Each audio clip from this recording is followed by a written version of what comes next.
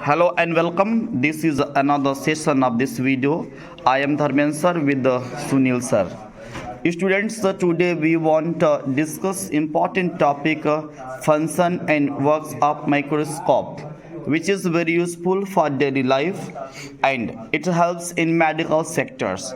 So today we will study about the microscope. Listen and careful. Sunil Acharya, please continue. चलिए भैया बहनों, आज हम लोग इस माइक्रोस्कोप के संबंध में जानकारी प्राप्त करेंगे। यह माइक्रोस्कोप कंपाउंड माइक्रोस्कोप कहलाता है। क्या कहलाता है? कंपाउंड माइक्रोस्कोप का मतलब होता है जिसमें एक से अधिक लेंस होते हैं। ठीक है ना? एक लेंस आप यहाँ देख रहे हैं, ये लगा हुआ है, ठीक है। दूसरा लेंस यहाँ लगा हुआ है, ये, ठीक है ना। यानी कई लेंसों को संयोजित करके और आपका जो ऑब्जेक्ट होता है उसको बड़े से बड़े स्वरूप में दिखाना इस माइक्रोस्कोप का कार्य होता है। ठीक है ना? तो क्या नाम है इस माइक्रोस्कोप का? Compound microscope.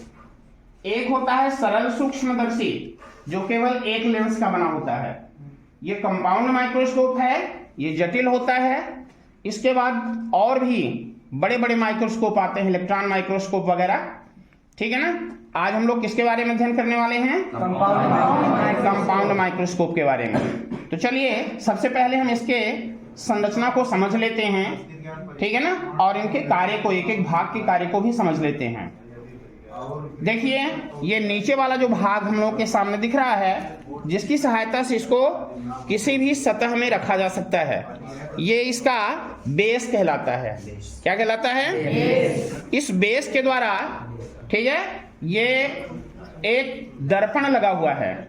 क्या लगा है ये? दर्पण। इस दर्पण के माध्यम से प्रकाश को ये ऊपर की ओर भेजा जाता है, जिससे इस लेंस तक प्रकाश आसानी से आ सके। समझ में आ गया? इसके बाद ये देखिए दूसरा भाग है यहाँ पर, इसको कहते हैं स्टेज। क्या कहते हैं? स्टेज। स्टेज में भी यहाँ एक कांच लगा है, ठीक है ना, जिससे ये दर्पण के द्वारा जो प्रकाश फोकसित किया जा रहा है वो उस दर्पण के माध्यम से या कांच के माध्यम से ऊपर तक आ सके। यहाँ पर हम लोग इस स्लाइड को रखते हैं, ठीक है ना। क्या होती है स्लाइड?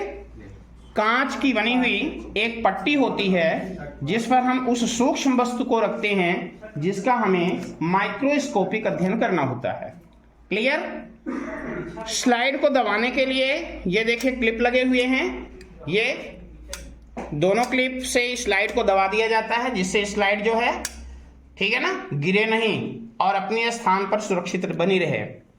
अब इसके बाद आगे की ओर हम बढ़ते हैं तो ये देखिए आपके पास बेस से लगा हुआ एक भाग दिख रहा है जो ऊपर तक संबंधित है। इसको क्या कहते हैं? भुजा। क्या कहते हैं इसको? भुजा। हाँ, इस माइक्रोस्कोप की ये भुजा है, ठीक है ना। अब इस भुजा के ऊपर में देखेंगे तो ये समंजन नट लगे हैं। क्या लगे हैं? समंजन नट, ठीक है ना।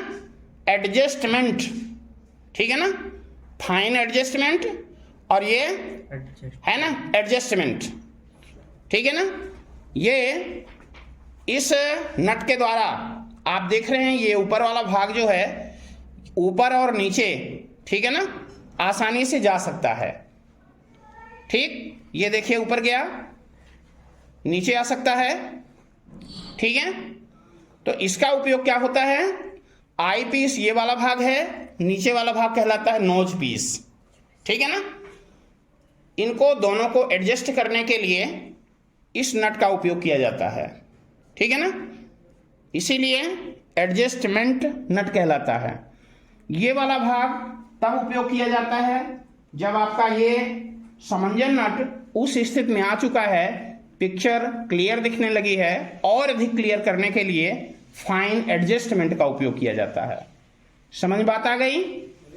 ये देखिए नोज पीस जो भाग है, इसमें कई नोज पीस लगे हैं जिनकी क्षमता अलग अलग होती है, ठीक है ना। समान क्षमता के भी हो सकते हैं, अलग अलग क्षमता के भी हो सकते हैं, क्षमता इनके ऊपर लिखी रहती है।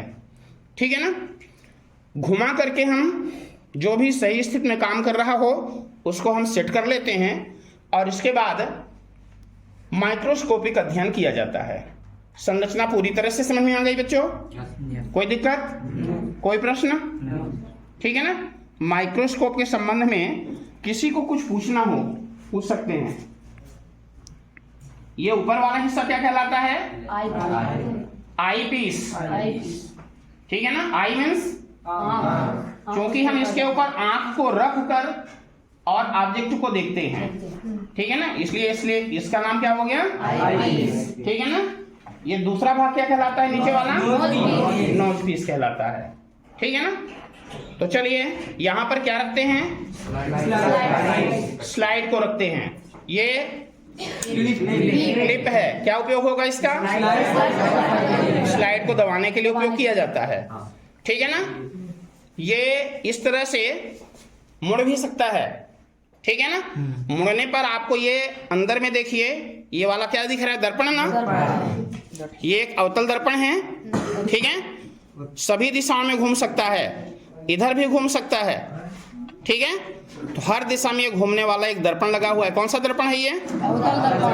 यहाँ पर देखिए एक होल है, जैसे कैमरे में होता है। और ये वाला भाग जो है ये, ठीक है, ऊपर वाला हिस्सा, इसकी सहायता से ये, ठीक है, इस होल को कम और अधिक किया जा सकता है। ये हमारे आंख की तरह कार्य करता है। जैसे हमारी आंख की पलकें हैं ना, जब तेज प्रकाश आता है तो हम क्या करते हैं? आंख को सिकोड़ लेते हैं जिससे कम प्रकाश रेटिना तक पहुंचे, ठीक है ना। वैसे कंडीशन में ये भी काम करेगा, कम प्रकाश और अधिक प्रकाश को भेजने का काम, ठीक है। सामान्य कंडीशन में इसको बंद रखा जाता है, देखिए बंद हो गया, ठीक है ना।